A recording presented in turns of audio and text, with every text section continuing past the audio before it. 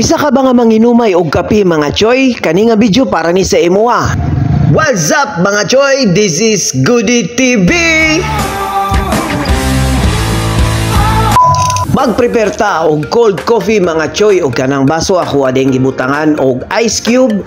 Giubanan nato og vanilla ice cream og kung nagtan-aw ka ani nga video mga choy palihog na lang kog comment kung taga-asa ka og by the way naghimo pug ko og double shot espresso. Comment lang mga choy para mahibala nato kung asa ka nga dapit nga nagtan-aw ani nga video og pagkahuman ako himo og kape mga choy ato na lang ibuhos ang double shot espresso kauban ang ice cube og kauban ang vanilla ice cream ug mao na siya ang itsura mga choy. Kung prefer nimo moinom og sa gula nato og fresh milk pwede ka magdagdag og fresh milk sa atong kape.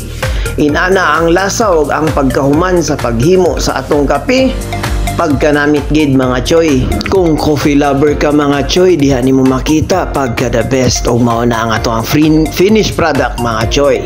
Cold coffee with vanilla ice cream. Og time to drink na sa ato ang cold coffee mga choy.